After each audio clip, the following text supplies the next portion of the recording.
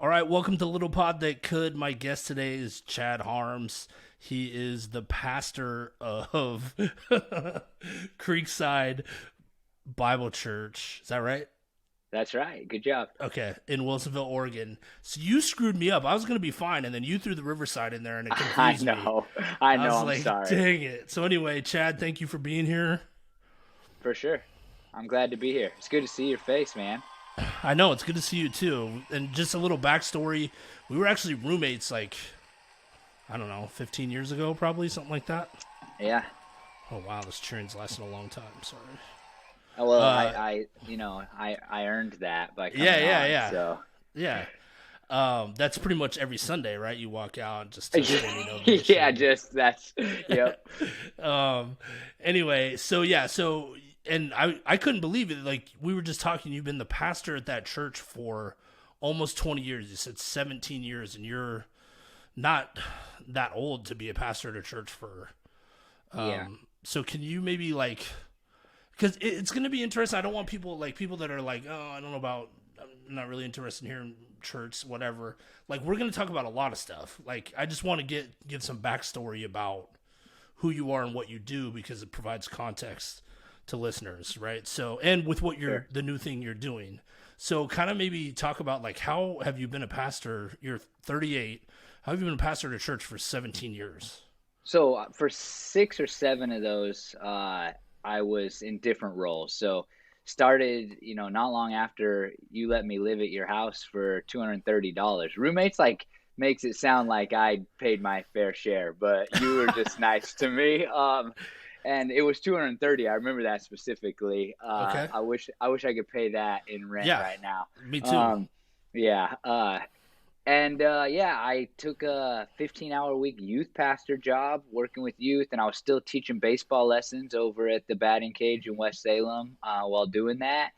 And then as the years have gone on, I like just kept switching roles, worked with youth, ran a homeless ministry for a couple of years.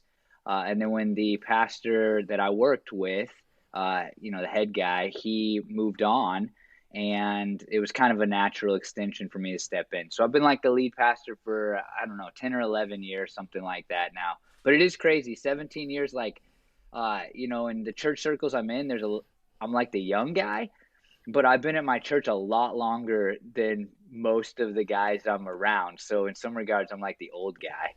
Yeah, what's the average length of time a pastor stays at church? Do you know? I think I just saw 5 years, and I know Okay. like the average youth pastor is like less than a year now that the average youth pastor stays. Dang. So I outlasted that, and I've stuck around, and most of the years it's been good. Last couple years have been difficult. Like with any industry, church has been it's been difficult for sure. Yeah, and how have you kind of navigated that? Because especially in Oregon where the restrictions lasted longer than most of the places in the country, like how did you navigate that? You guys were already doing some social stuff, but how did that, when COVID hits and the lockdowns start, like how did you guys handle that?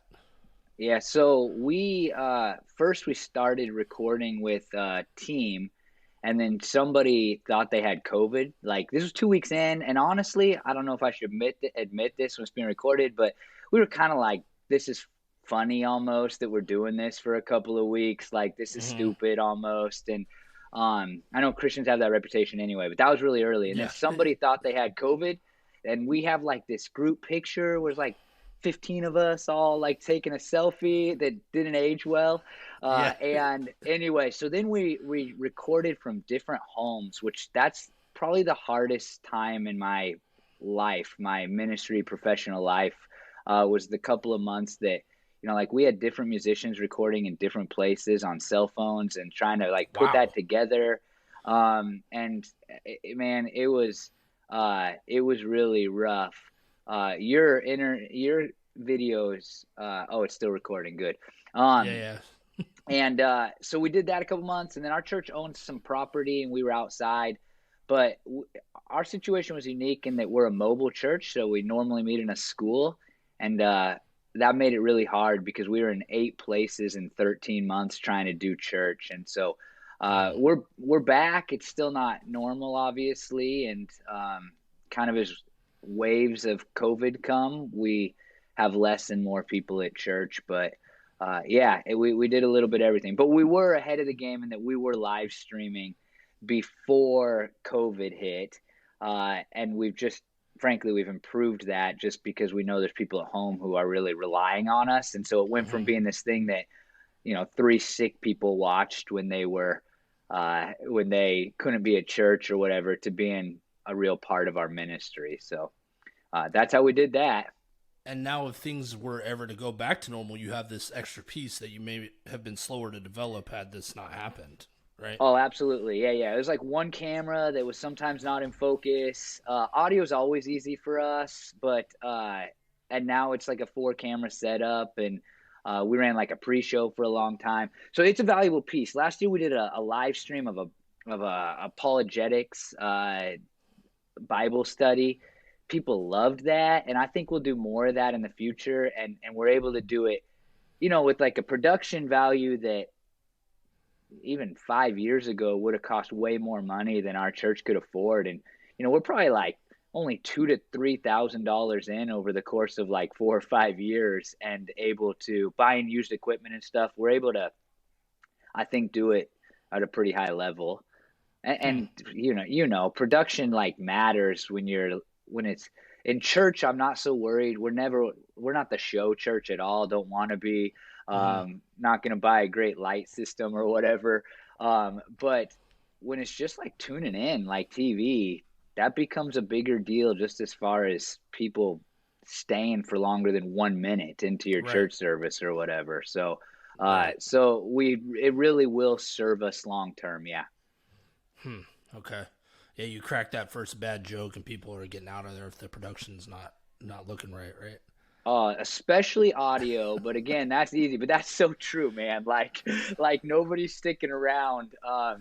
If the people who have been in your church a long time and they don't feel safe coming out, they'll stick around. I think this is true. This is not just a church thing. I think your podcast is not a church podcast, but I think this is Hmm. true for everything. Like the people in any organization are really a part of it. They'll hang with you, but the people who were just kind of barely there, if they'd been to your shop or restaurant one time, like you really had to get creative to continue to engage those people in the last couple of years. Hmm. And you mentioned that Christians kind of have this like more like a dismissive attitude about COVID. Do you think that's justified? Like, do you think have you noticed like that's the majority of people you're interacting with, or is that like an unwarranted thing? Yeah, I actually think it's pretty unwarranted, and I wrote down some topics that, like, if we run out of things to say, we could jump into. But I think a lot of times, in general, uh, the kind of cultural view of church is driven by the people who end up on TV, Hmm. and I'm connected to over 100 pastors, primarily in our denomination, and like maybe like two or three guys that were really dismissive of COVID and like not in all the way. And if you extend out past my denomination, I'm connected. I'm pretty connected to the Christian world, and Hmm. like not there were a few that were kind of represented by what you see on the news who are like, screw this, it's not real or whatever. And everybody else has been cautious, but also, the thing that I think gets forgotten is that, and this is becoming a more mainstream topic, but pastors have been really focused on like the emotional and spiritual health of people. And Hmm. so there's been that clash, right? Like, some of the things we do, we see the importance, and maybe other people don't, but we can see how, what we do helps with people's depression and Hmm. struggles. And everybody else is like, oh, you just want to open your doors. And we're like, nah, like money's coming in anyway, frankly. And it's not like, views are up online, all that stuff, but we want to help these people. And so I think maybe if there's been, if something's been real that culture is kind of attached to the majority of churches, it's that we see that people need to be with others in like a spiritually and emotionally healthy place.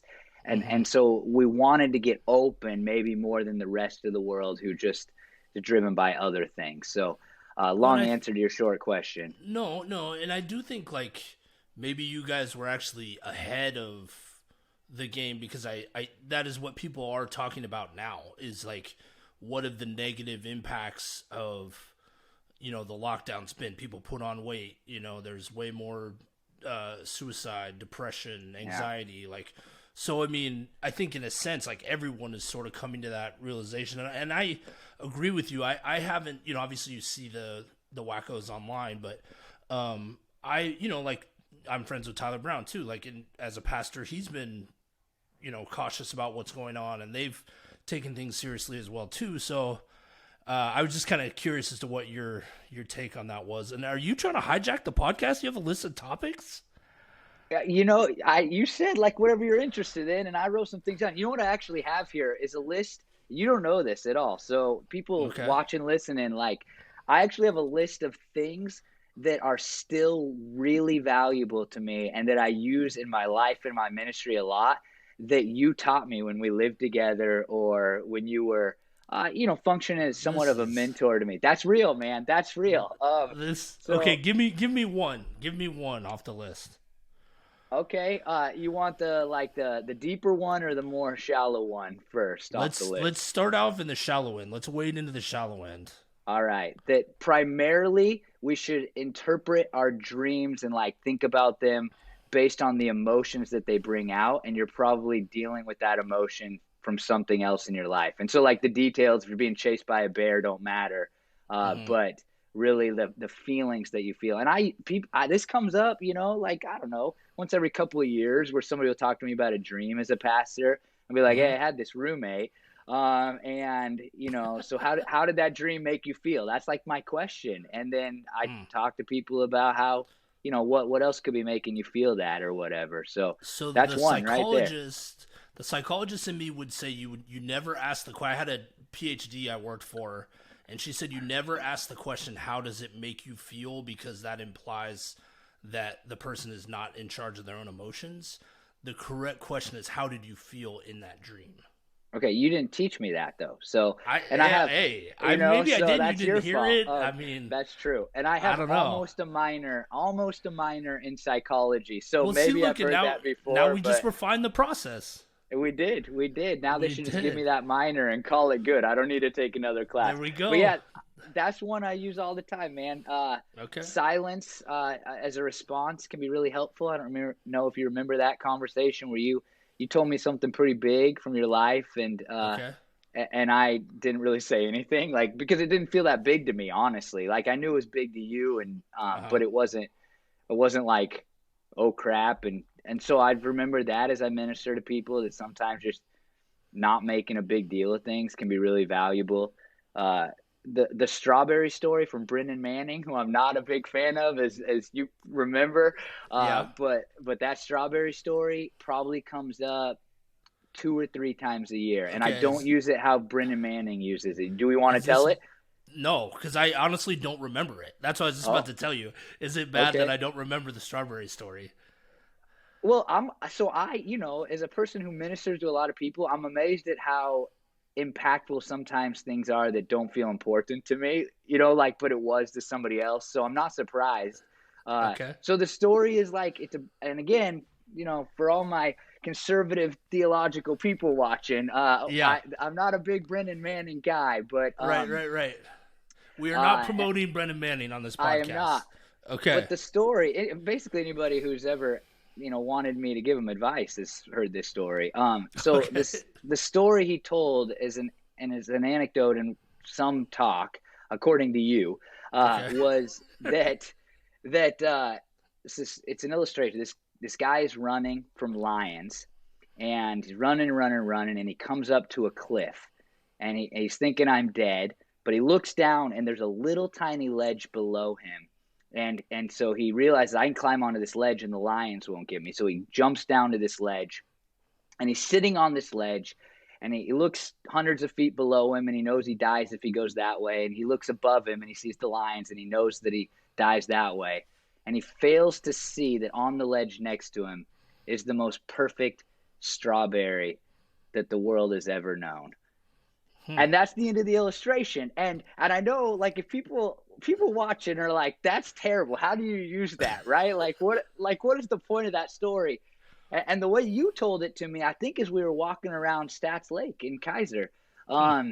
I kind of remember where we were standing. Is that he told that story as like a 1 minute story in a 55-minute lecture, and that's all anybody wanted to talk about. So Hmm. the way I've used it is to talk about primarily is to talk to people about how if we're focused on the past or the future, sometimes it can really ruin the joy right in front of us. And so, if you're struggling with anxiety or you're struggling with regret, um, then you might miss. I'm not just telling people not to struggle with those things, but I'm reminding them to kind of focus on the things that are today and what they can do with today. So that's how I've used the story through the years. I don't think that was his intent or your intent in telling me. Okay. All right. I mean, that does sound like the moral of the story, though, is to like stay in the present and be aware of your surroundings. Okay. All right. You're making me feel very old though, because you're bringing up memories like just right off the top of your head, and I'm like, I don't even remember what he's I talking wrote about them right on my now. list, man. I got a See, list. that's what I'm saying. So, You could have asked me for. I would have been like, I have no idea. So that's very but impressive. I'm being serious that these are like, for me, these are things that I use consistently in my ministry. So Hmm. I guess that's a thank you to you, but this isn't like I'm coming on Kevin's podcast. I better think of some things. Like literally, Yeah. like if I've counseled you and you're struggling with anxiety about the future, then you've heard that story. So for me, it's not like a memory. It's become a part of who I am, to be Sure. honest.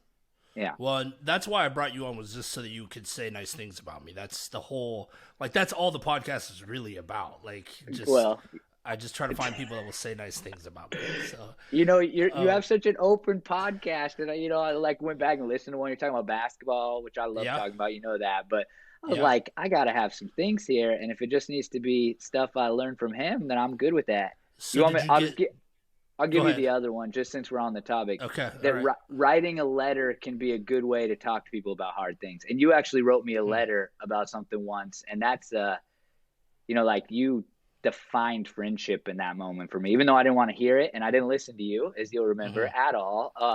But you were right and I was wrong, and you were one of only a few people who were willing to kind of say that same thing to me.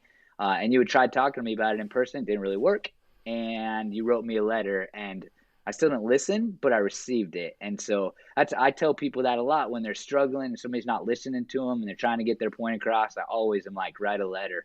Hmm. So that's it. That's all I have. No other nice things Okay. to say about you. Just All right right. there. Cool. That's it. That's it. The podcast's over. Yep. Thank you very much. No. Good. I'm glad you had me on. So were you scared that we were going to run out of stuff to talk about? You said whatever you're passionate about. And I got like All four right. things that that are big deals connected to you. I thought Okay. that's pretty appropriate. Okay. If I'm going to talk All right. about them anywhere, it's on the little pod that could. That's true. That's true. Do you remember the letter? Do you remember? If you don't remember the No, letter, then I don't. oh, I have an okay. idea about what it is, but I don't remember. Like, if we could talk about it off air. Sure, But sure. Yeah. I have an idea, but I honestly I don't like. Yeah, dude, that was like 20 some years ago. I know. So good It's job. Good crazy. life lesson for me. And you were a busy guy during that time too. Yeah. So to go out of your way and write that letter, like, I couldn't see that as such. You were what, 25, 26, Yeah, probably somewhere in there. and I was like 21, 22.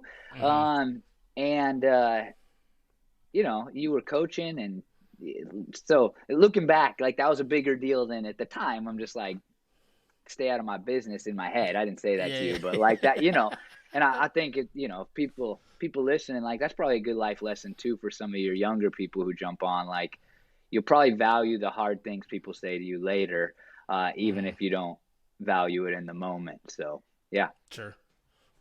Okay. Um, and so I want to transition into like your podcast and what you're doing with that. But like we were kind of talking before we started recording about, I don't even remember exactly what you were like. you kind of like, what are we going to talk about and all that, and do you have notes and stuff? And I used to take like, I used to send the questions to the guests ahead of time. But then I had Kyle Atkins was on the podcast, and he was like talking. We're getting into this good moment, and he was like, "Oh wait, hold on. You're gonna ask me about this in a couple questions." I was like, "Oh, I don't. Yeah. No more of that." And then I was listening to Rogan. He was talking to Bill Maher, and Bill Maher was saying, "I can't believe you do this with people for 3 hours at a time with no notes." And Rogan said something really poignant. I thought he said, "If you and I went to dinner, do you think we would run out of things to talk about?" Bill Maher was like, "No." He's like, "Well, that's the podcast, you know?" Yeah. Yeah. And so I do feel like, because I was listening to podcasts when you had to explain to people what a podcast was. So, and what attracted me to them was it did seem like people were just recording conversations. You know what I mean? And so, like, if you and I were going to meet for lunch, I wouldn't show up with a list of points I wanted to make sure we got through. We would just get together and hang out. And so that's kind of what I try to do with the podcast. And I mean, I do feel like good stuff comes out of it, you know, as a result. But yeah. So anyway, so I don't have like an official direction, but I do have things I want to talk about if that makes you feel better. But we can dive into your list too. I mean, we can see what's on there. No, that's it. I mean, I got those. That was like the big ones. I just, okay. to come on here. I mean, I have that. You got the big ones already, man. Okay. I thought, for me, I wasn't worried. Let me clarify. I just thought, right. You were giving off worried vibes. I thought you were. I always give off worried vibes. You lived with me, so true. I'm kind of an intense person, and so anyway, I think that. For me, I wanted to come on and I was like, if we run out of things, I think that he should know, because I've never told you that, right? Like, just so everybody, like, these things have never been told to you, that I'm still using all these things that you taught me all these years later. And I think it's really cool, frankly, inspiring to me as a person who works with people, to know that it wasn't a big deal to you, but.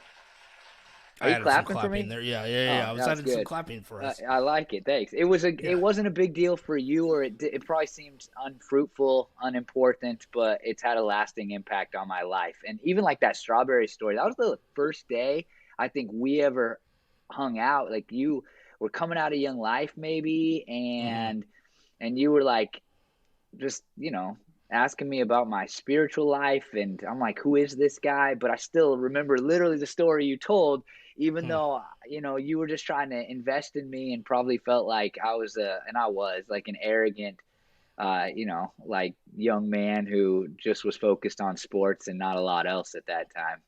Yeah. I wouldn't say arrogant, but I was pretty arrogant, man. Okay. All right. But I appreciate, yeah. Well, yeah, that was nice. Thanks. So let's transition though into not talking about how cool I am, but let's talk about the podcast. So I was kind of surprised, like, you have so much going on, and I listened to the first episode, and you were kind of like, "Oh, this is a passion project," and you almost made it seem like it was like separate from what you're doing with your church. Is that kind of how you see it, as a separate side project and not? No, I mean, they go hand in hand, obviously. Okay. I'm not doing it as like an official part of my job description here, but we are in a kind of a weird time at our church, and it's allowed, I think, free time's maybe not the right idea, but it has allowed me to get a couple of those recorded recently, because, church is smaller than it was pre-COVID, but our staffing is the same, and so it's allowed me, as we kind of start to build again. I'm even asking the question, like for all of our people that work and serve at our church in leadership capacities, like what does it look like moving forward? And I'm like you, passionate about podcasts, and especially audio. And so I thought this is the time to do it. But I've wanted to do it for like 6 or 7 years, as I think I told you on Facebook Messenger the other day. So tell me about the podcast, because now we talked, about what is it, where did it come, where did the idea come from, yeah, and where is it available? So go through all of that. Yeah. So the podcast is called Testimony, and it is really the stories of how and why people became Christians.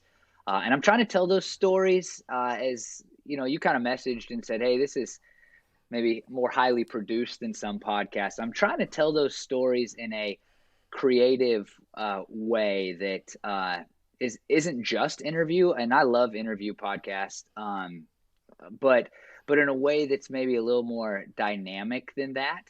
And really, the idea came from two places, I think. Number one is I'm a huge fan of the podcast How I Built This, if Mm. you've ever listened Yeah. to that. And Oh yeah. so that was kind of my introduction, at least to podcast I listen to consistently. It's a story of there's entrepreneurs and the Hmm. stories behind the movements. And so after for me, some of the greatest stories are how God builds our lives. And so I thought I would love to be able to kind of tell the story about how God has worked in people like, Guy Raz, or however you say his name, is telling Hmm. the stories of how these people built their companies. So that's kind of the idea behind it. But then I heard the story of Grayson, the who told me the story. It was completely wrong. The story was not even close to the real story, but it was a really great story they told about him. And Okay. if we could uh, to record this, you know, my celebrity, and it's a very powerful story. Grace, several years ago, I recorded the first episode that's gone out. He was good enough to spend a little time with me. So we sat and I was finally recently down to story versus us ranting on about Hmm. everything, growing up wiser, and all those things. And so that's kind of behind it. I believe that the greatest story on earth is the story of a life changed by, and life changed by Jesus. And I thought, of course, people always to church. Been a lot like people are always telling others their story of Jesus, and I thought, well, kind of find it at testimony podcast.com, or as they always say on podcasts, wherever you get podcasts. Yeah, so it's on like the major platforms like Apple and Spotify Yeah, yeah. And I think, first of all, I want to clarify. I said the over like highly produced in a good way. I was like, hey, you're putting my podcast to shame, because I thought it was like really cool that you brought in, like, when you were talking about and one, there was like audio from and one, and I was like, wow, this is definitely next level. I have someone that edits the video side for me, so that's nice. But I mean, the audio is just me, and I don't have any. I mean, I learned from YouTube, um, so yeah, I just wanted to clarify that I was saying that in a positive light. and I appreciate the compliment. I told you, Okay, little okay. technical difficulty, so go back. Tell me what you had there. So on Buzzsprout, which is the platform I'm using, Hmm. all my I just one Google search and it said use this one, and I was like, all right, that's fine for Okay. me. Yeah. And anyway, and on Buzzsprout they have a feature where you just tell it where the time start, the time code start, and then how many seconds you want, and it auto populates a video, and just was able to download that. So I don't know Hmm. when it all stopped, but it was a pretty easy process, and I was able to, create it. But if I had to do it again, I think I would have pulled a clip that represented the show better. I was trying to Hmm. like find the right clip that told the story, but it didn't really represent the show, and so that was I'm not sure I balanced that well. See, and that's the thing. I really don't like the editing. I like a lot of stuff about podcasting. I don't like the editing, and that sounds miserable to me. Like, go back, watch the whole show again, and try to find clips to pull out. I'm like, oh my gosh, this would take me forever to do that. Like, is that something you don't mind doing? Like, that drives me nuts. Yeah, I think I might be the opposite. I Mm. actually, so I've learned through the years that I have a much more creative side than I would have given myself credit for. Like I Hmm. like creating, and I think growing up, you're often just told, like maybe not told, you're made to feel that if you can't draw at a very young Hmm. age, then you're not Hmm. an artist, right? Yeah. And so I've learned that there is an artsy side to me, and so like I built our church's webpage, and I like doing that stuff. And so Hmm. I actually like the story creation of this as much as talking to the people about it. And so now Hmm. it's a little tedious at the end when I'm trying to get like all the volume levels right. And Yeah. I do have some people in my church I can ask, and like, hey, I don't know what I'm doing here or whatever. Facebook groups are really good to me, but I actually like. I think one of the things I like about this is that it's given me kind of an artistic outlet. Sermons do that to a degree, right? But this is like a different and new one that feels fresh to me for sure. Hmm. Yeah, the public school system does not teach creativity very well or advocate for it with kids. Like I don't know too many people that would say they felt like they were creative as a kid, but I mean I think most people are, and then it just fades away as they don't use it as they get older. Yeah, that's true. I've been really inspired by my brother-in-laws who uh, are like not, they're not drawers or musicians, but they're actually really good at creating like physical things like coffee tables. And one of them's a welder, one of them does Hmm. woodwork, the other one can, seems like actually one of them is musical, but can like just make things happen, with a computer. And those guys like they're not, for me and what the public education I had kind of taught, like they're not traditionally artsy, like you wouldn't be like, oh, those great artists or whatever. But Hmm. I think them, and my wife, who's a graphic designer, but Hmm. couldn't draw growing up. Her sister is a great painter and she draws well, and you know what she actually drew when she drew it, right? Hmm. And But I think that my in-laws have really helped me see like a different side of creativity, and church life does that because I just have to find ways to be creative sometimes, and Sure. so that's helped too. Hmm. Okay. All right. So what other topics do you have on there? Let's look at your list while we're Um, going. You I got anything? I told you, man, we hit That them. was it. Like, I mean, yeah, I mean, that's like the points I had. If you want to talk church stuff, like, but we kind of hit that broadly. Like, Yeah. I thought, oftentimes people have these really negative views of things churches do, and sometimes that's warranted. But a lot of Hmm. times, like the criticisms I hear are, it's just like I'm around so many pastors and Christians, and I never like see these things. One that I actually posted an Instagram video about, which is way out of my like, I'm not. This is not like on a crusade to defend the all the practices of the church or anything. But Hmm. a lot of people were saying early during the pandemic that churches just wanted to open their doors so pastors could get their money.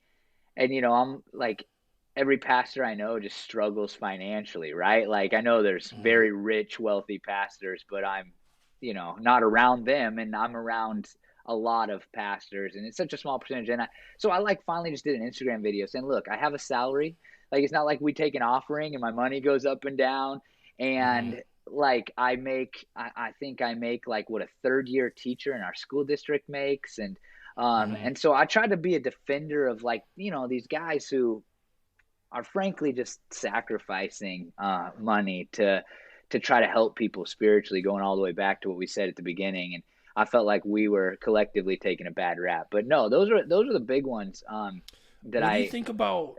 Because I do feel like politics and religion have become increasingly more intertwined. Do you see that as is that true?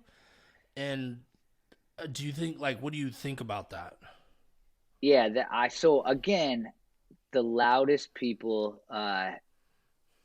always get, let me say, the people who see the least nuance are the people who get the platforms, right? And Yeah. I actually just said that Jake Espinoza, mutual friend of ours, Mm-hmm. he sent me something from the Christian world the other day that that made a lot of people mad. Maybe you saw it. Dave Ramsey, financial guy, Dave Mm-hmm. Ramsey, talking about how evicting people is not an unchristian thing to do, Okay. and and and and Jake sent it to me and it's like, whoa. And so we kind of dialogued. And that's what I said to him. I was like, Dave Ramsey didn't get this platform by being nuanced, right? Like Right. he says it in the harshest way possible. And those are the Christians that frankly end up on your TV sets. They're the ones on Fox and CNN. Like they're the ones who just say it in the most critical, black and white way. And so I will say that yes, I think that Christianity in America, especially like in my parents' generation, has been too intertwined with right wing politics. But I also think that that the idea that kind of seems to be out there that Christians can't have conversations about any issue and blindly followed Trump, like that's just not the case for the average Christian person. And like frankly, if people did, people I'm around, if they did vote for Trump, it wasn't blindly and it wasn't without quiet critique or a lot of thought and trying to consider and weigh things that you know that that Christians hold to that maybe seemed like on both sides of the political aisle, uh, both sides of the political aisle have things that don't align with our values, Mm-hmm. and that's the most political you're ever going to hear me be. And so I just don't know Christians who aren't really trying to like figure that. Well, there are some, but the majority of Christians I'm around are always trying to really figure out where that balance is and where that line is. And oftentimes it does lead to right leaning politics, but it's not just like God told me to be a Republican or how it comes across so frequently in the media. Hmm. Okay. What's been like the highlight of your 17 years and what's been the low light of your 17 years? That was a big transition. Yeah, Uh, sorry. I'm all man, over the so place. this last year and a half has been the low light. Mm-hmm. Our the leadership at our church, we realized like a year and a half in, and these guys are the other pastors at our church, like they're good friends and people I like, and we realized about not that many months ago now, like a few months back, we hadn't had a pleasant conversation. We didn't fight. There was not like a lot of bickering and arguing. Our church, some churches dealt with that. We didn't. And Mm-hmm. we didn't see eye to eye on how to handle things, how to respond, where the lines were on safety, and Mm-hmm. how strictly to follow government's recommendations and ordinances. But we never fought. It's just we had for a year and a half only talked about life and death matters. And it was Mm-hmm. life of our organization, right? And then Mm-hmm. life of humans that are part of our organization, like the Right. physical lives. And that's too heavy, like to be, Yeah. continuing forever. And so we had a meeting, and at the end, after we had kind of just realized, like, man, we haven't talked about anything good. Somebody, and it was so forced, but it was important. They were just like, seen any good movies? We've been on the call for like 2 hours, it's like seen Yeah. any good movies, and Yeah. and it kind of got us back. That one singular moment just kind of got us back to remembering, dang, we like each other, like we're Mm. friends here. And so yeah, and just navigating COVID in the couple of months where we were recording online, all I my wife works for our church too, and it was one of us was working or watching the kids all day long, like, and then we just trade, and then Mm-hmm. they would go to bed and we would work again. And so you were doing more work than you've ever done, and you were feeling like it had less of an impact than ever before. And it did have less of an impact Mm. than ever before. So that was the low light. I mean, I love baptizing people. It's such a Mm. symbol of everything that we do and hope for and root for. So every baptism is good. just baptized, just a uh, kid the other day, and it was so cool to have her family and have the other kids gathered around. It was unplanned, like kids just ran up and stood Hmm. around the baptismal to watch, and it was new for a lot of them at our church. And I actually love dedicating babies, and for me, it's just like any moment. And you've worked with people a lot, like you don't it's not like I build a house, right, and I get to just see something get done. And so Hmm. any moment where you can actually see like a real step forward, a real life change, like a positive life change, those are moments that you just keep going for, and especially in times and a half, like those those things are out there. Even like this year, one of the great compliments we got during, the kind of height of lockdown and things like that was just Sunday's the only day that we feel normal. I heard that a lot, and we have Hmm. some people who aren't back at church because they're still they have health issues, they're worried, and that's Sure. still like Sundays feel kind of normal because I get to watch online. And that just, Hmm. those things where you see a real difference being made, they just drive you to keep going.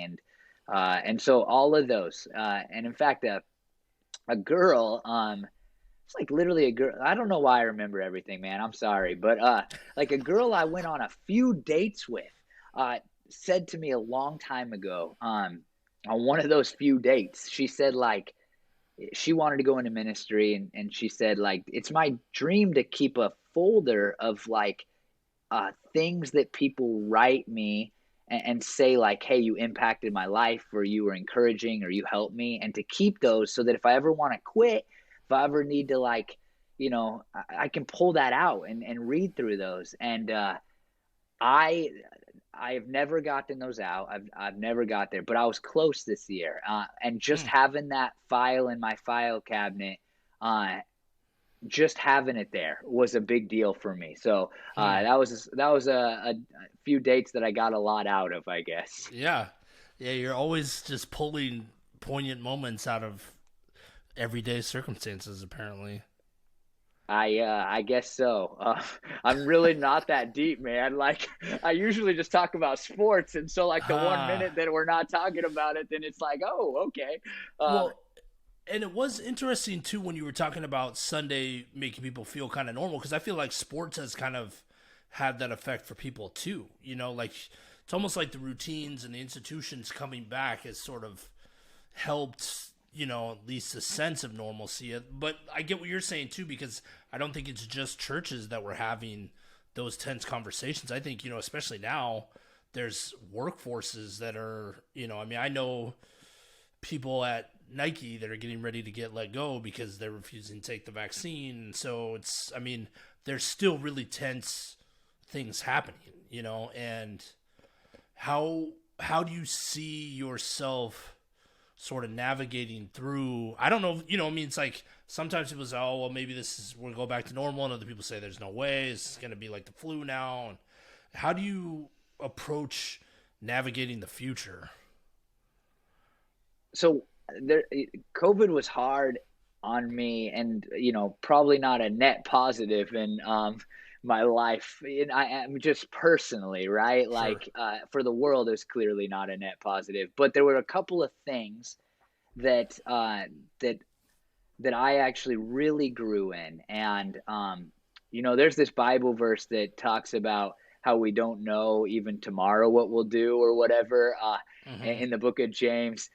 And that's one of those verses like I've known forever, right? But like, yeah, I kind of know what's going to happen tomorrow.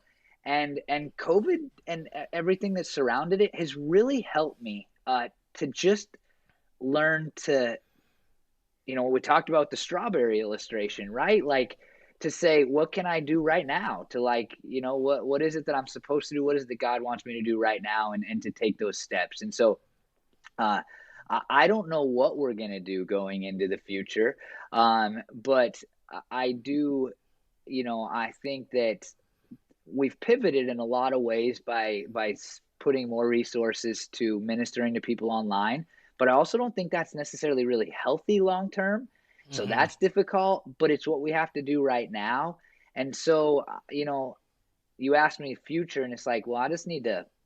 We're just trying to figure out one step at a time, and we've when you're actually running your organization from 8 places in 13 months, and so, at one point we didn't know where we were doing church on a Sunday, and it was Thursday afternoon.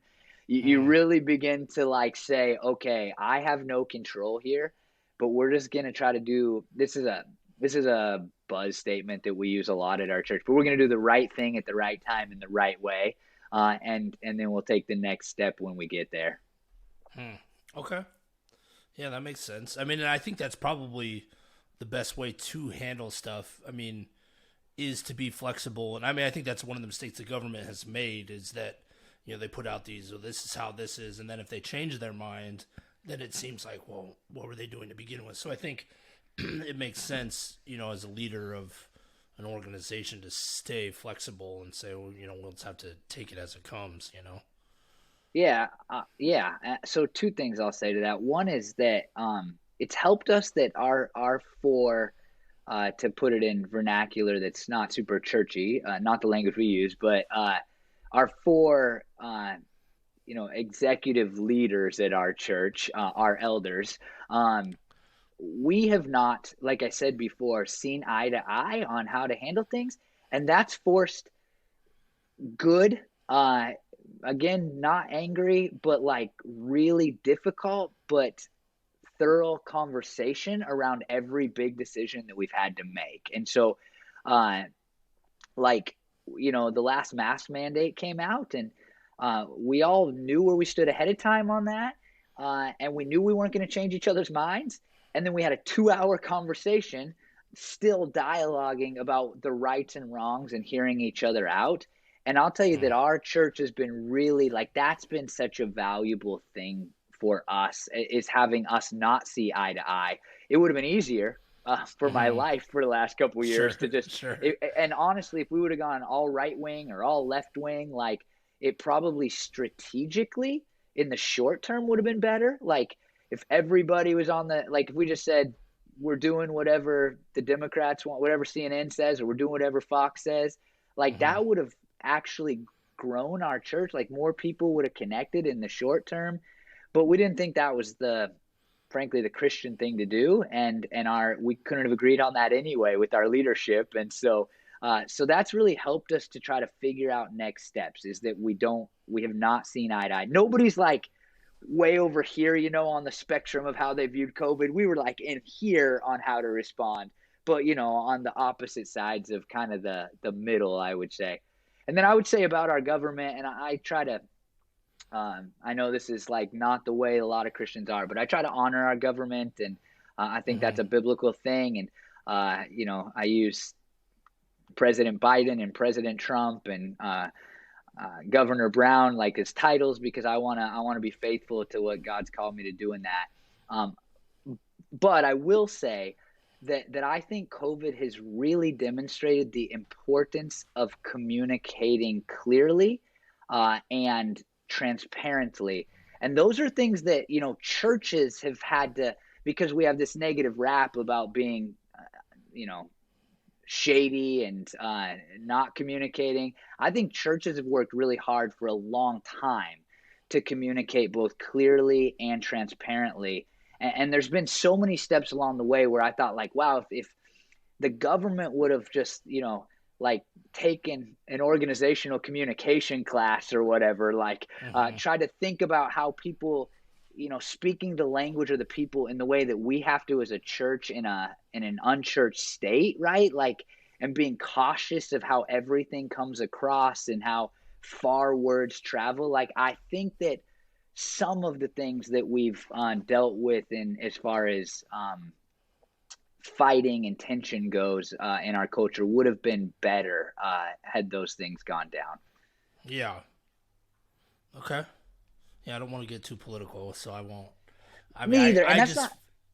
go ahead. Go ahead. That's just not to me. That's not. I don't ever do politics. To me, it's not really political. I've seen that. Both sides. It's just like the importance of good communication Sure. is something that I has been emphasized to me as I've kind of watched things go on the last couple of years. Yeah.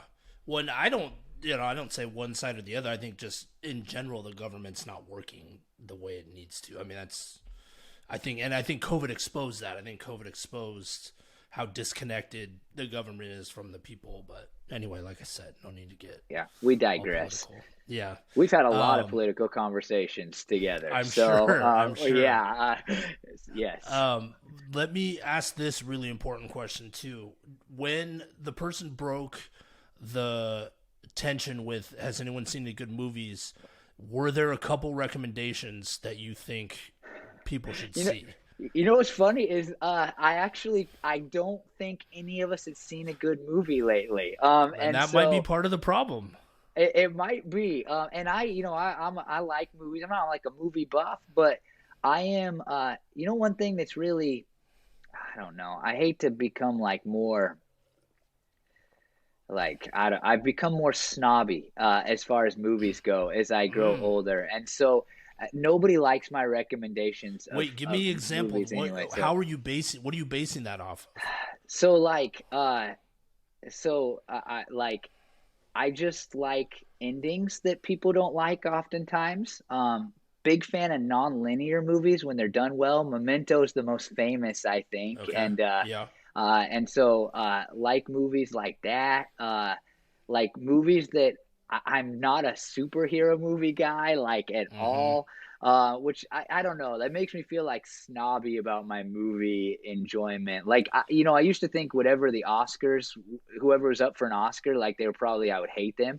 Like when Mm-hmm. I was younger, like well these are just bad movies. Mm-hmm. Now I'm more inclined to be like I'll probably like these movies Hmm. as they go. So like one that I think people do like is Pope Dreams, which is an independent film. Has nothing to do with like the description, which is like this guy's trying to get to the Pope. It's about being a young adult.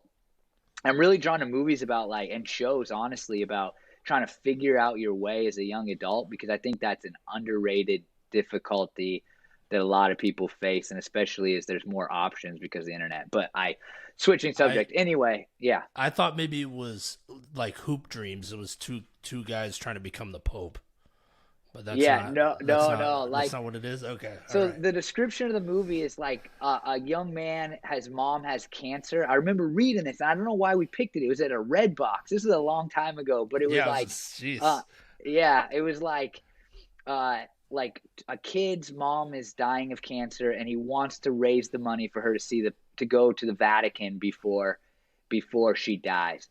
It is really about him trying to find his way in life. Hmm. And this is I, I don't know if anybody cares about this, but I'm really drawn to these stories about like young people who really aren't ready to be adults. And I think we all feel that. Like you turn 18 and you're magically an adult, and Hmm. everybody's wondering what you're gonna do, and you have no idea what you're gonna do. Right. And and so movies that kind of capture the difficulty of that, Pope Dreams being one of them, like I really like those kinds of movies. Not like, high school drama kind of movies, but like movies that capture that after college experience and the struggle of it. Okay. Okay. Are you watching Cobra Kai on Oh, Netflix? bro. Did I not? I thought I said something about your poster. Oh yeah, you Uh, did. You did. But I yes, didn't I'm know if watching. maybe you were just a fan of the movie from the 80s. No, no, no, no, no, no. I'm watching Cobra Kai. Okay. I'm not finished, so you Okay. better not say anything to Oh, me. okay. Okay. Where are So you I'm at? on. I think I have like now because I have two young children. I don't always Yeah. finish things as a whole, right? So I think Sure. I have like 3.5 episodes left, something like that, In right season now. 4. In the newest one, is that four? The Yeah, newest, in yeah, season it's 4. Yeah, 4. yeah. Okay. Um. So I keep yeah, I keep telling people who haven't seen it, I'm like, oh, did Mr. Miyagi come back? Just to, they're like, what? yeah, yeah. Just kidding. So one time I was using I was given a sermon illustration, and I was Okay. talking about Frozen 2, and when you have kids, you start to really Yeah. see the profundity of Disney in a new way because you've listened to the soundtrack like 400 times, Yeah. and there's this great theme in Frozen 2 that most people probably have never thought about. At the beginning, Anna, nobody cares about this, but Anna, uh, she sings this song saying some things never change, And then in the kind of high point of the moment where she's stuck in the cave and she thinks Elsa's died, she sings the most powerful Disney song ever. Like it's like this song that could be sung at funerals. And she says the line like, "How can you keep going when everything will never be the same again?" And so there's Hmm. this wonderful like progression in her story of kind of that we all faced where like there's no finality to life as a young person, and we can kind Hmm. of hold on to our high school friends when we graduate, to like realizing that things are always changing, and you can never like really grasp on to the present almost. And so I was That's the given that. Go okay. ahead. Continue. Go. No, you can. Okay, so I was given that illustration. I was like, I won't give anything away. The movie was new. I was like, but Olaf dies, and I was totally kidding. And I realized, wait, he does die in the movie, and I was like, actually joking. And then I was like, oh no, like, oh, like people afterwards, like, hey, he does die, right? I was like, oh crap, he dies. That's right. So I gotta be Dang. careful when you're talking Spoiler about new alert. movies. Yeah. This What were you gonna guy say? over What were you here. gonna say about my I was way gonna too say it deep? reminded me of Ed Helms' character in The Office, Andy Bernard. In Yep, the yep, last yep. episode, he says, "I wish they would tell you that you're in the good times before the good times are over." Something like along those Yep. lines. One of the I great reference office that line a lines. lot. Yeah, it's Me too, incredible. actually. Yeah, it's some of the best office writing, and they wrote a lot of great stuff. Right. And that's one of the top lines for sure. I love that line. Yeah, it's the same theme, right? And Disney captured it in I think a subtle way that probably nobody picked up on except for a pastor who has kids that are 6 and 4 years old and have And just listened seen to the the movie soundtrack 40 400 times. times. So Yeah, it's mainly the exactly. soundtrack for us. So Okay. that's really what you know I have dealt with. Okay. All right. So Yeah. after the 375th time, you start to really analyze the lyrics of Disney songs, is what you're saying. Oh man, I did a Moana phase in my preaching. Okay. I've done a Frozen 2 phase. So Uh huh. I'm a big like the scene in Moana where she's on the boat and like she yells out, "I am Moana." You know that? Do you know Mm-hmm. Moana at all? Mm-hmm. Mm-hmm. So like that is like my pump up. That's like my "We Will Rock You" of Disney, like the "I am Okay. Moana." I've looked in the Okay. mirror and been like, "You are Chad Harms" before, like. But I use that as a talking about how our identity is really important, and how we see ourselves. And if we're seeing ourselves, incorrectly, then it's really going to affect our lives and our souls even.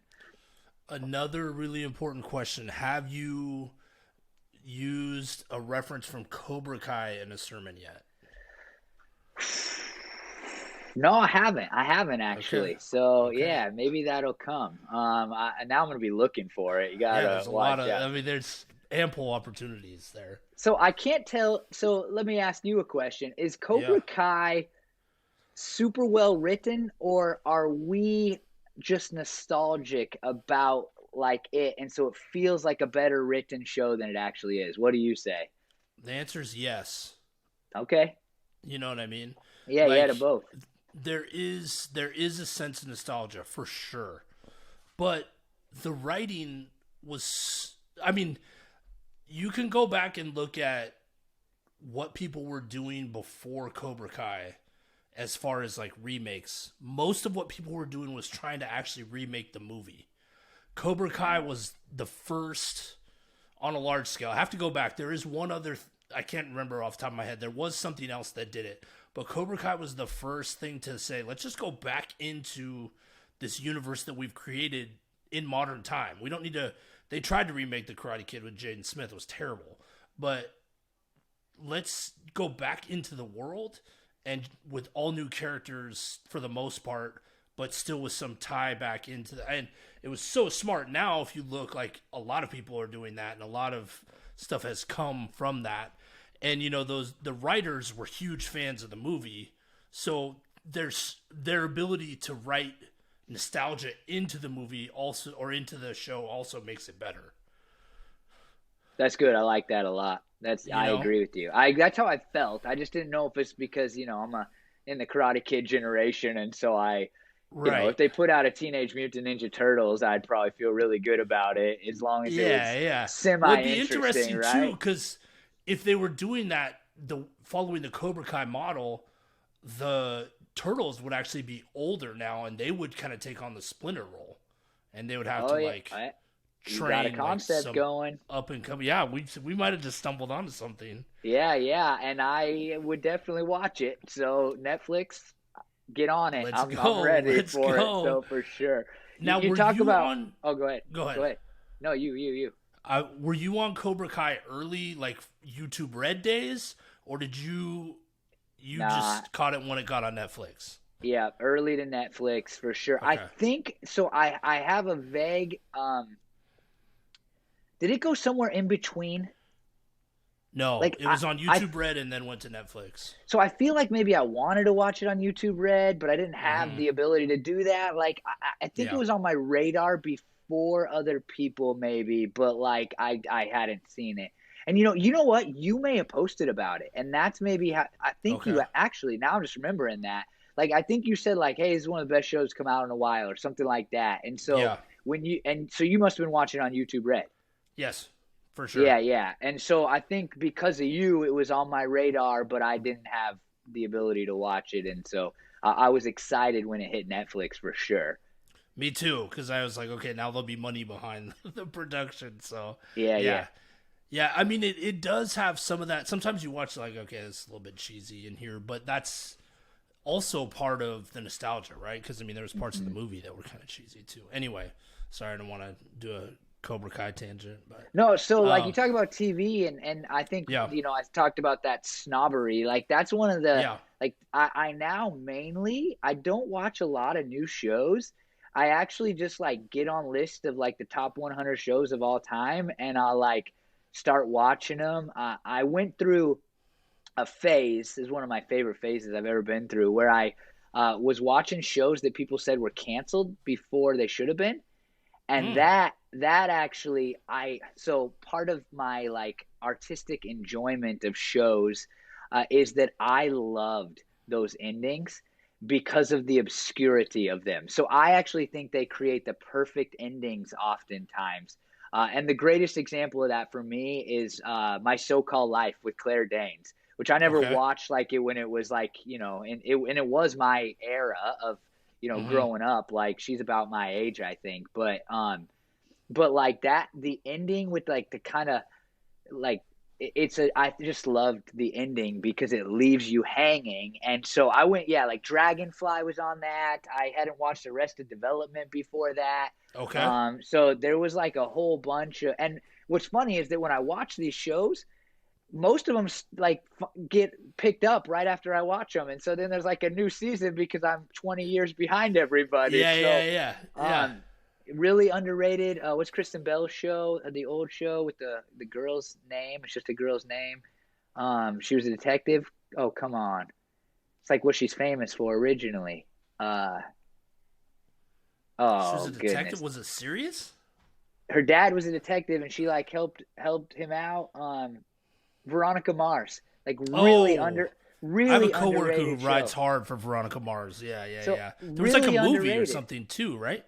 Oh, dude. So like my wife and I, and we don't always share the same interests, but like Okay. there was a book that somebody wrote. We listened to that together as soon as we found out. Then they did a movie. Then they did a new episode or season. And Yeah. we're first day on Veronica Mars stuff. And I honestly Okay. think that show got a bad rap, simply because of the name. Like, kind of Hmm. makes you think it's like Ally McBeal, like like in a different kind of genre. Yeah. But and that's one that people talk about being canceled before its time. And we, right when we finished it, it's like, oh, a movie's coming out. It's like, oh, sweet. Like, Yeah. I know how to time it for sure. My coworker contributed to the Kickstarter for the movie or the new season, one of the two of those. So I think it another was for the Veronica movie. Mars There fan. was like Okay. that's one of the shows that people are most vocal about uh, Yeah. continuing on. And the new season that I think it was Netflix did, maybe Amazon. It was actually we liked it, so we Hmm. felt good about it. Okay. So give me one show that you really enjoyed. You think people should watch, and then one underrated one. And maybe it's Veronica Mars, but like a underrated show that you think people should be watching. Oh man, that's tough. That's tough. Now you I gonna that have one's one. on the If you, spot. That one's on the spot too much. Like I'm I'll gonna. give you. Okay, I'll give you some time to think. I'll go over Okay. one for Okay. each of those categories. Yeah. One, I think Breaking Bad is the best written show. You can make a case. There's a couple. You can say The Office because I think it appeals to more people, but I do think that Breaking Bad has better acting and the story is more, the characters more nuanced. You also could say This Is Us, Ozark are in that conversation. I just think Breaking Bad is the best show that's ever been on television. Wow. So that's where I would say. The second thing, the one that I don't think people are watching but should be, is called Zach Stone is Gonna Be Famous. It's on Netflix. It's Bo Burnham, and he plays like a kid right out of high school that wants to be famous, just to be famous. So he saves his money from his job and hires a camera crew to film a reality show. And yeah, it's just really funny, but no one's talking about it. Yeah. So, Yeah. Yeah. is that All enough right. time? So yeah, that was good. Okay. Okay, this one, man, this might be the most controversial thing I Okay. say, but this is what's gonna get you canceled. yeah, All right. right. No. So I am a big believer that people that are after they turn 30, they should go back and watch Wonder Years. Interesting. And so that's a show I watched growing up. I remember a friend of mine, he would leave like on a lunch break in high school and go watch Wonder Years, which is so weird to me.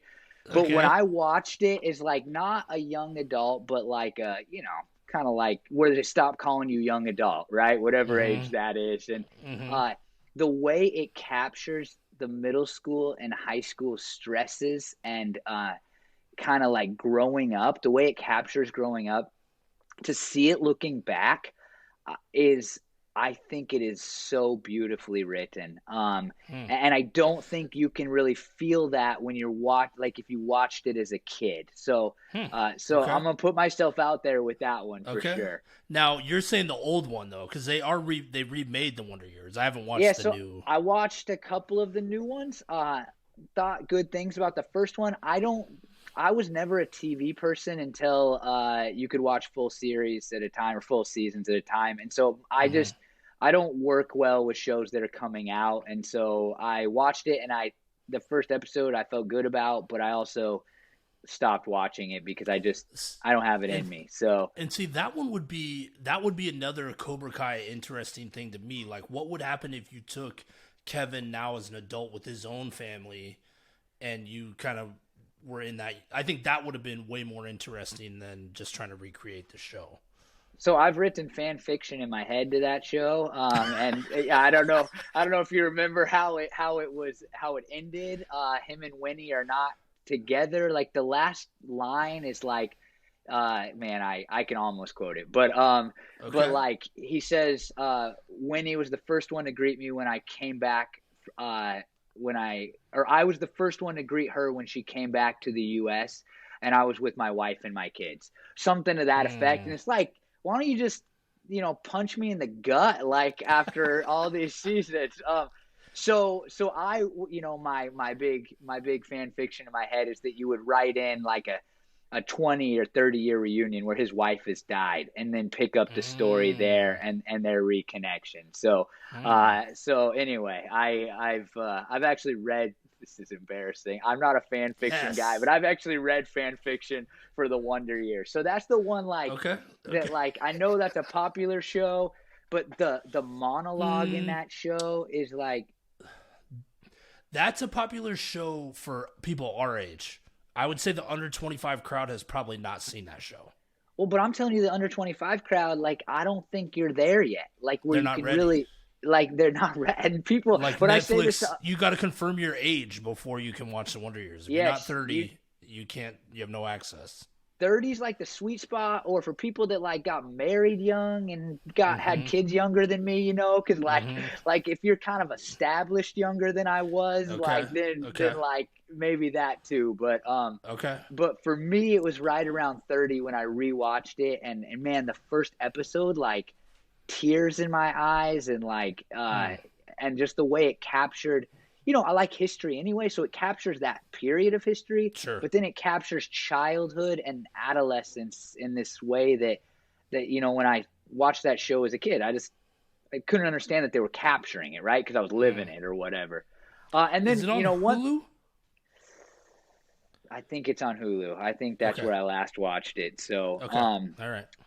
And it's like one of those shows that I almost can't put myself through again because it's like the ending and it's coming, but like it's so good to me.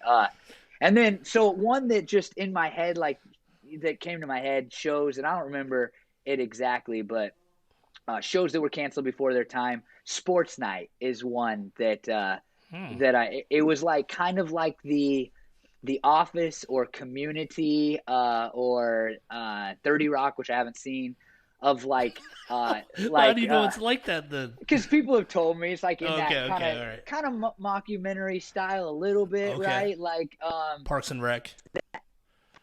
Yep. So it's in that before the days of sport, like produced in that sports center. And it has the guy that was very big now. He was in another show that was canceled I think, and then famous Parenthood, Dad in Parenthood. Okay. I don't know. Whose son is autistic? No, not really. He's big. He's like he's done Parenthood. Like some of the most critically acclaimed television. Okay. That's some good thing too, for sure. Let's see if I can see it. It's a little hard to find. Yeah, you see. I'm looking it up right now. I think it was called Sports Night. Peter Krause? Is that the guy? Oh, you talking about Craig T. Nelson, the guy who was in Coach?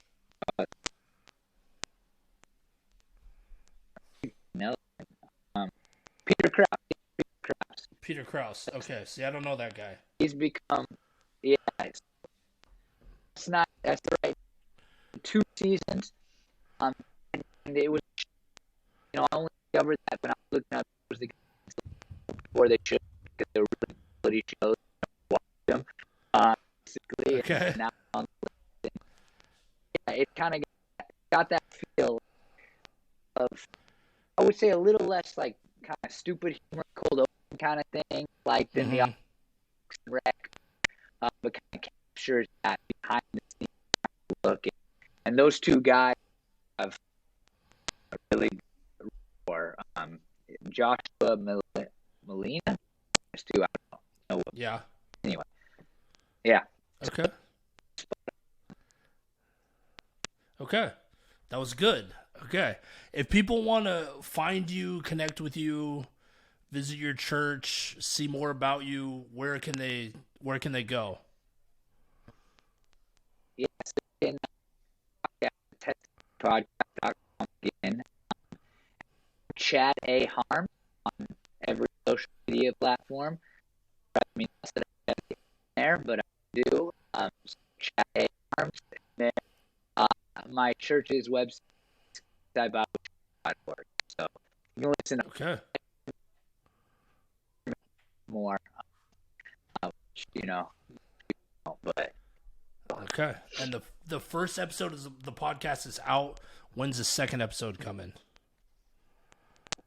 First Tuesday. The bonus episode will be out next Tuesday, and so that'll be it's kind of Christianity. Great thing. And then the next episode will be on the first Tuesday of February, and that's going to be with Jake Espinoza. So people watching. Jake's been on the podcast before. He's been on the little pod that could. I am going to call him out though, because I did tweet him. Was like, hey, it might be time for round 2. No response. I just got ghosted. Own podcast, and I'm just saying, but that's the perfect time to come on the podcast to promote his podcast. Well, he's doing I he just launched, I think, with the leader foundation, and so on that. Yeah, hey, I'm just saying. Oh, cut And I out. also reached out to Um, Grayson, asked him if he'd be on the podcast. He said later. He said he thinks so, but later. So I mean, you're already ahead of me. I mean, you're getting well, guests I can't get apparently. Grayson will do. Grayson's become since I recorded. Yeah, no, I know, I know. Yeah, he was easy to get hold of back. He wasn't sitting courtside at a Laker game when he was recording your stuff. Nah, he wasn't. Again, actually. Yeah, So, that's funny. yeah. All right, So cool. Go ahead. just so you, we got Jake coming up, a girl who has gone to my Graham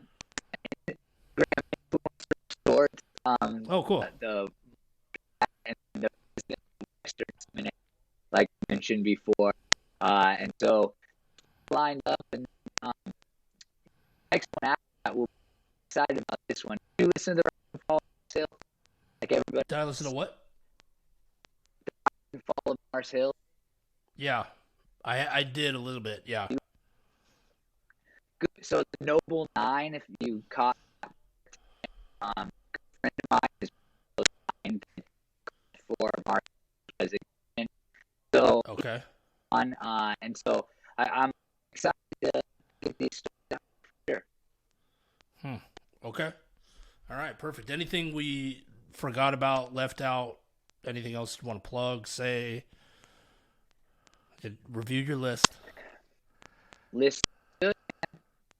It's good. Appreciate Okay. you having me. Yeah, I appreciate you coming on. You broke the streak. It's just really good to you. Listen, I have had the worst time trying to get guests. I paid a cameo for a guy that works at Barstool Sports, one of the guys there. I paid for a cameo. I was like, hey, I don't want a cameo. Just come on my podcast. I've gotten to the point where I'm trying to pay people to be on the show now.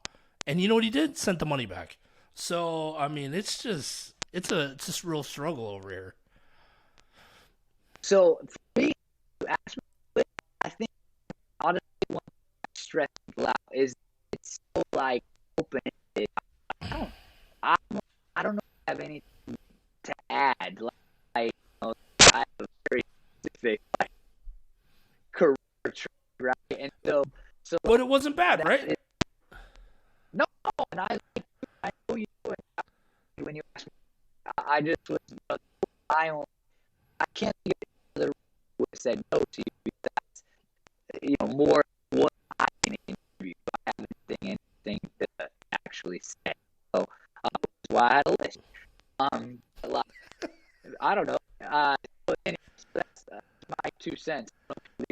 But like, if you know what, like, hey, I want you to talk, then maybe it'll be less like. Okay. Like, all right. That's a good note. Yeah. Okay. So I mean, for me, like, we had the podcast. I was want to carry 10 minutes, but like, I want. Yeah. I'm not a guy that just needs to want to contribute something, right? And so I wanted to make sure I could actually contribute to your show and not just advertise. Sure. Okay. All right. Well, let me sign off here. Hang on a second, though. Don't hang up. I'm just going to stop recording. All right.